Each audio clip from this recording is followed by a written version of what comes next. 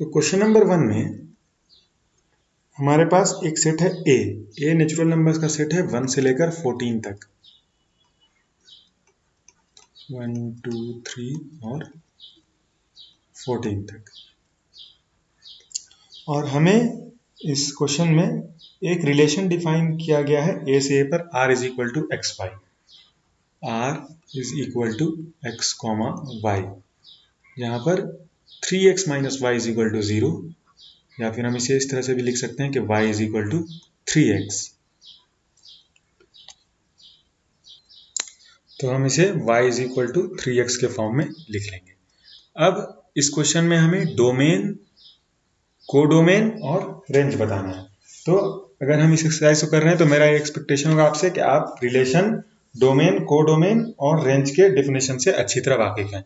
तो पहले हम डोमेन की तरफ बढ़ेंगे। तो पहले हम देखेंगे x के किस वैल्यू के लिए y का वैल्यू हमें, जो रेंज हमारे पास है, जो रेंज का सेट है, कोडोमेन सेट है हमारे पास, कोडोमेन भी ए ही है, तो उसमें मिल रहा है। तो अगर हम सबसे पहले 1 से शुरू करते हैं, x1 तो y 3 हो जाएगा, x2 लेते हैं तो y 6 हो जाएगा, x की वैल्यू अगर हम 3 लेते हैं तो y की वैल्यू 9 हो जाएगी, 4 पे 12 हो जाएगा। और अगर हम इससे आगे x की वैल्यू 5 लेते हैं तो y की वैल्यू 15, लेकिन 15 अब सेट ए में अवेलेबल नहीं है। तो हम देख सकते हैं कि इसका जो डोमेन होगा वो बस 4 एलिमेंट्स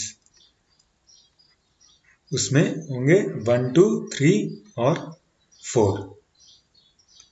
डोमेन को हम यहाँ पर d से डिनोट कर देते हैं। और जो रेंज R होगा उसमें भी 4 एलिमेंट्स होंगे जो करेस्पॉन्ड करेंगे इस चारों वैल्यूज के लिए। तो 1 के लिए हो जाएगा 3, 2 का 6, 3 के लिए 9 और 4 के लिए 12। और जो कोडोमेन होगा वो हम देख सकते हैं कि ये रिलेशन A टू A जा रहा था, तो कोडोमेन पूरा सेट A के बराबर होगा। तो अगर हम कोडोमेन को C से डिनोट करें तो हमारे पास जो कोडोमेन होगा वो 1 2 3 और ये 14 तक एक्सटेंड करेगा। क्वेश्चन नंबर 2 में जो हमारे पास रिलेशन है वो है xy such that y is equal to x plus 5। तो हमें ज्यादातर क्वेश्चन में इसी ऑर्डर में रिलेशंस मिलेगा, यानी x y, जहां पर y कोई फंक्शन होगा इन टर्म्स ऑफ x। अभी हम फंक्शन नहीं पढ़े तो ऐसा समझ लें कि कोई भी ऑपरेशन होगा x पर जो हमें करना होगा, और फिर x की वैल्यू से हम y की वैल्यू डिटरमाइन करेंगे। तो अब x के बारे में ये कंडीशन है कि x is a natural number less than 4। तो x अगर नेचुरल नंबर है और 4 से छोटा है तो ऐसा बस 3 नेचुरल नंबर हम जानते हैं एग्जिस्ट करता है, 1 2 और 3। और y is equal to x plus 5। तो इसके लिए, इस करस्पॉन्डिंग x के लिए हम करस्पॉन्डिंग y निकाल सकते हैं। तो 1 के लिए हो जाएगा 1 प्लस 5 6, 2 के लिए 7 और 3 के लिए 8। और अब हमें इस रिलेशनशिप को रोस्टर फॉर्म में दिखाना है। यहाँ पे जो जिस फॉर्म में क्वेश्चन में दिया हुआ है X Y such that Y is equal to X plus 5, हम जानते हैं ये सेट बिल्डर फॉर्म है। तो अब हमें इसे रोस्टर फॉर्म में दिखाना है, यानी कि जो एलिमेंट्स हैं उन्हें एज ऑर्डर्ड पर हमें लिस्ट कर देना है। तो 1 एक्स कॉमा वाई, 1 के साथ 6, 2 कॉमा 7 और 3 कॉमा 8।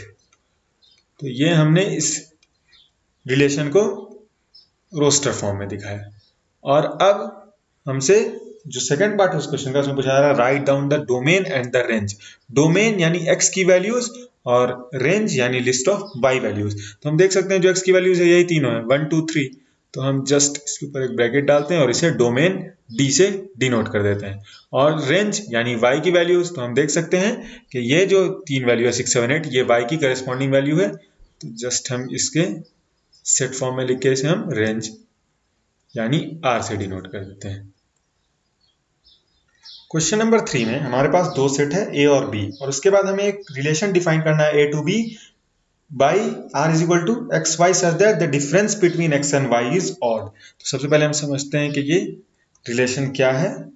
उसके लिए हम सबसे पहले A के एलिमेंट्स और B के एलिमेंट्स यहाँ पर लिस्ट कर देते हैं। A के एलिमेंट्स है 1 2 3 5 और B में एलिमेंट है 4 6 और 9। और अब हमें इस रिलेशन को रोस्टर फॉर्म में लिखना है, यानी रोस्टर फॉर्म में वो सारे ऑर्डर्ड पेयर्स लिखने हैं A और B के, A क्रॉस B के, जो इस कंडीशन को सेटिस्फाई करें। सबसे पहले relation from A to B होता क्या, ये एक सबसेट होता है A क्रॉस B का। A क्रॉस B हम पहले भी देख चुके हैं। तो A क्रॉस B का हमें वो सबसेट्स वो सबसेट लिखना है जो गिवन रिलेशन है या जो गिवन कंडीशन है उसे सेटिस्फाई करे। तो इस बार हम उसे आर से डिनोट करते हैं उस रोस्टर फॉर्म को जिसमें हम वो सारे ऑर्डर्ड पेयर्स लिखने जा रहे हैं जो इस रिलेशन को सेटिस्फाई कर रहे हैं। तो यहाँ पर जो रिलेशन है वो है the difference between X and Y is odd, और ये relation from A to B है, यानी जो फर्स्ट एलिमेंट होगा हर ऑर्डर पेयर का वो ए का होगा और जो सेकंड होगा वो बी का होगा। तो यहाँ पर हम ए से शुरू करते हैं। तो सबसे पहले 1 लेते हैं। तो ए क्रॉस बी के लिए हम क्या करते थे, 1 लेते थे, उसके बाद 1 के साथ तीनों एलिमेंट, फिर 2 के साथ तीनों एलिमेंट, फिर 3 के साथ तीनों एलिमेंट और फिर 5 के साथ तीनों एलिमेंट। लेकिन यहाँ पर हम सबको लिस्ट नहीं करेंगे, यहाँ पर हम 1 के साथ सिर्फ उसी एलिमेंट को लिस्ट करेंगे जो इस रिलेशन को सेटिस्फाई कर रहा हो, और जो नहीं कर रहा हो वो इस रिलेशन में नहीं आएगा। तो सबसे पहले हम जो रिलेशन है the difference between X and Y is odd, तो ये जो फर्स्ट 1 के साथ अगर 4 उठाते हैं तो हम देख सकते हैं relation between difference between X and Y odd है, 4 - 1 3, तो 1,4 रोस्टर फॉर्म में रहेगा। अब 1 के साथ 6 हम देख सकते हैं अगेन इन दोनों का डिफरेंस 5 है जो ऑड है, तो ये भी रहेगा। 1 9 देख सकते हैं डिफरेंस इवन है, तो ये इस रोस्टर फॉर्म में नहीं आएगा, ये इसका एलिमेंट नहीं होगा 1,9। अब हम देख सकते हैं 2 के साथ अब 2 4 अगेन ये इवन है इस दोनों का डिफरेंस, 2 6 इवन है, 2 9 डिफरेंस ऑड है, तो वो इस रोस्टर फॉर्म में आएगा। अब अगेन हम 3 के साथ देखते हैं। तो 3 4 हम देख सकते हैं डिफरेंस ऑड है, तो यहाँ पर 3,4 3 और 6 हम देख सकते हैं अगेन डिफरेंस दोनों का ऑड है, तो इसे हम फिर से यहाँ पर लिस्ट करेंगे। और 3 9 हम देख सकते हैं दोनों का डिफरेंस इवन है, तो ये इस रिलेशन में नहीं आएगा। 5,4 देख सकते हैं डिफरेंस ऑड है, और 5,6 इसमें भी डिफरेंस 1 है जो ऑड है, और 5,9 में डिफरेंस 4 के बराबर है जो इवन है, तो ये इस रिलेशन का हिस्सा नहीं होगा। तो जो रोस्टर फॉर्म में गिवन रिलेशन को हमने यहां पर लिस्ट कर दिया।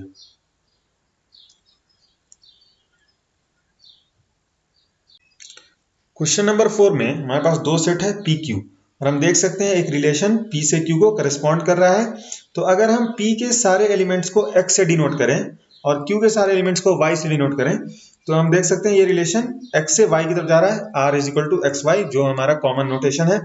और आर एक्स की वैल्यू जब 5 है तो वाई की वैल्यू 3 है, जब हम यहाँ पर इसे लिख लेते हैं एक्स इज इक्वल टू 5 तो वाई इज इक्वल टू 3, और जब एक्स 6 है तो y 4 है, और जब x 7 है तो y 5 है। तो अब अगर इसे हमें सेट बिल्डर फॉर्म में लिखना है तो पहले हम इस दोनों में रिलेशन ढूंढेंगे। तो हम क्लियरली देख सकते हैं कि y की value y is equal to x minus 2, ये रिलेशन यहाँ पर फॉलो हो रहा है।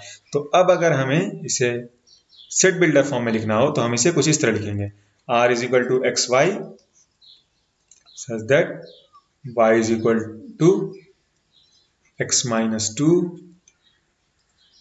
x belongs to natural number and 5 यानी x 5 से 7 तक जा रहा है, 5 6 और 7 तीन वैल्यू ले रहा है। तो ये हमने इसे यहाँ पर सेट बिल्डर फॉर्म में लिखा। अब जो इस क्वेश्चन का सेकंड पार्ट है वो है कि इसे रोस्टर फॉर्म में लिखना है। तो रोस्टर फॉर्म यानी जस्ट जो ऑर्डर्ड पेयर्स है उसे हमें लिस्ट करना है। तो अब अगर हमें इसे रोस्टर फॉर्म में लिखना हो तो हम लिखेंगे x जब 5 है तो y 3, और x जब 6 है तो y 4, और x जब 7 है तो y की वैल्यू 5। जस्ट एक हम ब्रैकेट पुट कर देते हैं जो सेट नोटेशन है उसमें। और अब जो थर्ड पार्ट है वो है what is its domain and range. तो डोमेन है सेट ऑफ x वैल्यूज, हम अच्छी तरह जानते हैं डोमेन होता है सेट ऑफ x वैल्यूज। तो x वैल्यूज का सेट 5 6 7 है, और रेंज है सेट ऑफ y वैल्यूज। तो अगर हमें रेंज r से ही डिनोट कर लेते हैं, यहाँ पे कंफ्यूज नहीं होना है। यहाँ पे हमने रिलेशन को डिनोट किया r, और यहाँ पर रेंज को भी r से डिनोट कर। तो range set of y values है तो वो 3 4 5।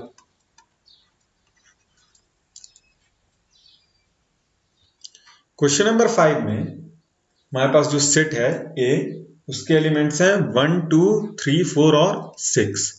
तो सेट A जो हमारे पास है उसके एलिमेंट है 1 2 3 4 और 6, और जो R रिलेशन है वो है AB such that AB belongs to A, यानी ये जो सबसेट होगा ये रिलेशन वो A into A का होगा, क्योंकि AB जो ऑर्डर्ड पेयर है उसमें दोनों ही AB सेट ए में है और जो रिलेशन है वो है B is exactly divisible by A. तो ए क्रॉस ए जो हम लिखेंगे तो उसमें सिर्फ वही ऑर्डर्ड पेयर लेंगे जो इस रिलेशन को माने कि ए क्रॉस ए में जो सेकंड एलिमेंट है बी वो एग्जैक्टली डिविजिबल हो ए से। तो पहले हम ए क्रॉस ए बना लेते हैं ताकि हमें समझने में आसानी हो कि हमें कौन से एलिमेंट को इसमें लिस्ट करना है। तो 1 2 3 4 और 6, इसमें 1 2 3 4 और 6।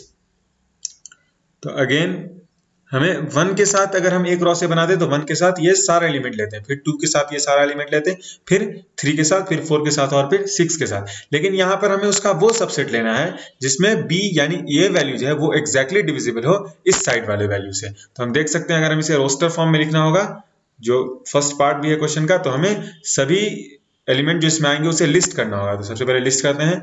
तो 1 के साथ 1 एग्जैक्टली डिविजिबल है, 2 भी 1 से एग्जैक्टली डिविजिबल है और 3 भी 1 से पांचों एलिमेंट एग्जैक्टली डिविजिबल होगा। तो 1 के साथ वो पांचों इस रोस्टर फॉर्म में हम लिख देंगे। उसके बाद हम 2 के साथ देखते हैं। तो 2 के साथ अगर हम एक क्रॉस ए लिखते हैं तो ये पांचों एलिमेंट लिखते हैं, लेकिन इस रिलेशन में हम उसका वो सबसेट ले रहे हैं जो इस साइड वाला इससे एग्जैक्टली डिविजिबल हो। तो 1 नहीं है तो हम इसमें 2,1 नहीं लिखेंगे। तो अब 2 के साथ हो जाएगा 2 क्रॉस 2 क्योंकि 2 एग्जैक्टली डिविजिबल है 2 से, फिर 2 के साथ 4 और 2 के साथ 6। अब हम 3 के साथ देखते हैं। तो 3 के साथ हमें सिर्फ ऐसा 2 नंबर मिले, यानी 3 के साथ 3 और 3 के साथ 6। और 4 के साथ अगर हम देखें तो 4 के साथ सेकंड साइड बस एक नंबर 4 ऐसा है जो उससे एग्जैक्टली डिविजिबल है। सेम 6 के लिए भी हम कह सकते हैं, 6 के साथ सिर्फ 6 ऐसा डिजिट। तो ये रोस्टर फॉर्म में हमने वो सेट लिख दिया जो इस रिलेशन के से हमें मिलता। और अब हमें डोमेन और रेंज बताना है आर का। तो डोमेन आर का होता है ये ऑर्डर पेयर में ए बी में लिस्ट ऑफ ए वैल्यूज, ये डोमेन है। तो डोमेन हम देख सकते हैं इस वैल्यू को, जो डिस्टिंक्ट ये वैल्यू है ये हम लिस्ट करेंगे। तो यहाँ पे सब वैल्यू 1 है, उसके बाद उस पोजीशन पे 2 है, फिर 3 है, फिर 4 है और फिर 6 है। तो ये डोमेन एग्जैक्टली ए के बराबर है। Same goes for R. R में भी हम देख सकते हैं जो लिस्ट ऑफ बी वैल्यूज है, यानी जो सेकंड एलिमेंट है ऑर्डर्ड पेयर का उसकी लिस्ट हम देख सकते हैं। इसमें भी पांचों एलिमेंट जो ए का वो मौजूद है। तो आर भी ए के बराबर हो जाएगा, यानी 1 2 3 4 और 6।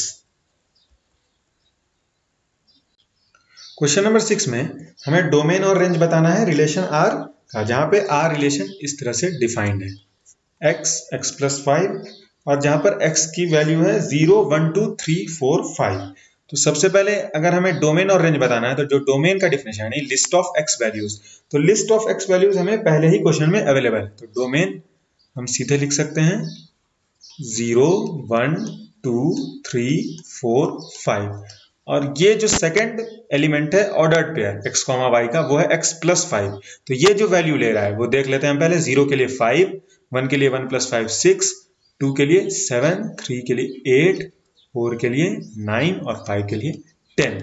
तो अब हम देख सकते हैं ये जो वैल्यूज की रेंज है ये है लिस्ट है वैल्यूज की, ये रेंज है क्योंकि ये लिस्ट ऑफ y वैल्यूज है। तो रेंज को एग्जैक्टली हम इसी तरह से डिफाइन करते हैं कि range of y values, y यहाँ पर मतलब जो सेकंड एलिमेंट होगा इस ऑर्डर्ड पेयर का उसका लिस्ट। तो इसे हम r से डिनोट कर देते हैं। तो इस रिलेशन का डोमेन हो जाएगा 0 1 2 3 4 5 जो कि x की वैल्यूज है जो हमें क्वेश्चन में दिया हुआ था, और रेंज हो जाएगा 5 6 7 8 9 10 क्योंकि अकॉर्डिंग टू गिवन रिलेशन ये y की वैल्यूज होगी। क्वेश्चन नंबर 7 में हमें रिलेशन R लिखना है रोस्टर फॉर्म में, जो यहाँ पर हमें सेट बिल्डर फॉर्म में दिया हुआ है। तो सेट बिल्डर फॉर्म में जो रिलेशन है वो है x x³ यानी y = जो सेकंड ऑर्डर पेयर है अगर हम उसे y से डिनोट करें तो वो x³ के बराबर है। और x के बारे में है कि x is a prime number less than 10। तो अब अगर हमें x का लिस्ट वैल्यूज का लिस्ट निकालना है, यानी कि x कौन कौन सी वैल्यूज लेगा, तो हम वो सारे प्राइम नंबर लिखेंगे जो लेस देन 10 है। तो जो हम जानते हैं कैसे 4 प्राइम नंबर है 2 3 5 और 7, ये वो प्राइम नंबर्स हैं जो लेस देन 10 0 से 10 में लाई करते हैं। तो अब अगर हमें y यानी x³ के वैल्यू निकालना है तो 2 के लिए हो जाएगा 8, 3 के लिए 27, 5 का क्यूब 125 और 7 का क्यूब 343। अब हम देख सकते हैं कि अब अगर हमें रोस्टर फॉर्म में लिखना है इस रिलेशन को, तो हमें करस्पॉन्डिंग एलिमेंट्स पता है। तो अब अगर हम इसे सीधे ऑर्डर्ड पेयर के फॉर्म में लिखते हैं, 2,8, 3,27, 5,125 और 7,343। तो हम देख सकते हैं कि ये जो गिवन रिलेशन था इसे हमने रोस्टर फॉर्म में लिख दिया। ये रिलेशन आर के बराबर है। क्वेश्चन नंबर 8 में हमारे पास दो सेट है, ए और बी। ए के जो एलिमेंट्स हैं वो है एक्स, वाई और जेड, और बी में जो एलिमेंट्स हैं वो है 1 और 2। और अब हमें नंबर ऑफ रिलेशंस बताना है। तो नंबर ऑफ रिलेशंस ये एक अभी नई चीज हुई हमारे लिए, तो हम देखेंगे इस क्वेश्चन में हम कैसे अप्रोच करेंगे। तो सबसे पहले हम ये बता सकते हैं कि ए क्रॉस बी में कितने एलिमेंट्स होंगे। तो वो हो जाएगा m इंटू n, जहां पे m number of elements in a है तो m की वैल्यू है 3 number of elements in a, और n जो number of elements in b है उसकी वैल्यू है 2। तो a क्रॉस b में जो एलिमेंट्स का नंबर हो जाएगा वो हो जाएगा 3 इंटू 2 इज इक्वल टू 6। अब हमने पहले भी ये क्वेश्चन किया है कि अगर किसी सेट में 6 एलिमेंट है तो उसमें नंबर ऑफ सबसेट्स कितना होगा। तो एग्जैक्टली ये सेम क्वेश्चन है, बस इसका लैंग्वेज बदला हुआ है, क्योंकि हमें पता है रिलेशंस क्या होता है, वो ए क्रॉस बी का एक सबसेट होता है। तो ए क्रॉस बी एक सेट है, उसमें 6 एलिमेंट है, तो हमको बताना है कि उसका कितना सबसेट बन सकता है। तो हमने देखा था कि अगर किसी भी सेट में n एलिमेंट्स है तो उसका 2 to the power n subsets possible है, जो हमने परम्यूटेशन कॉम्बिनेशन से ड्राइव भी किया था। लेकिन अभी उसमें परेशान होने की जरूरत नहीं है, हम डायरेक्ट फॉर्मूला यूज करेंगे। अगर आप एक बार पीएनसी पढ़ लें तो फिर ये समझ में आ जाएगा। तो हम देख सकते हैं कि 6 एलिमेंट्स हैं और हमें ये बताना है कि नंबर ऑफ सबसेट्स कितना है। तो 2 टू द पावर 6 यानी 64। तो क्वेश्चन नंबर 9 में इस एक्सरसाइज के हमारे पास जो रिलेशन है वो है R is equal to A B such that A B both belongs to Z, यानी ए बी दोनों इंटीजर है और a minus B is an integer. तो अगर हम ये रिलेशन देखें और फिर हमें डोमेन और रेंज बताना है R का, तो अगर कोई भी दो इंटीजर है, देख लेते हैं a b और ये दोनों Z में, यानी ये दोनों इंटीजर है, तो और रिलेशन ये है कि a minus B is an integer. तो अगर हम कोई भी दो इंटीजर उठाएंगे तो उसका डिफरेंस a माइनस बी हमेशा इंटीजर होगा। तो ये डोमेन और रेंज हमें बताना है कि R का क्या होगा। तो डोमेन पूरा इंटीजर्स का सेट हो जाएगा और रेंज पूरा इंटीजर्स का सेट हो जाएगा, क्योंकि हम देख सकते हैं कि a जो लिस्ट ऑफ a वैल्यूज होगी वो डोमेन के बराबर होगी और लिस्ट ऑफ b वैल्यूज होगी वो रेंज के बराबर होगी, क्योंकि जो ऑर्डर्ड पेयर है वो a, b है और ये सारे ए बी के लिए ये स्टेटमेंट वैलिड है, यानी ये रिलेशन ट्रू है। तो इसमें जो हमें सबसेट उठाना है वो एग्जैक्टली वही सेट उठाना है, तो Z क्रॉस Z का। तो हम देख सकते हैं डोमेन भी Z के बराबर हो जाएगा और रेंज भी Z के बराबर हो जाएगा।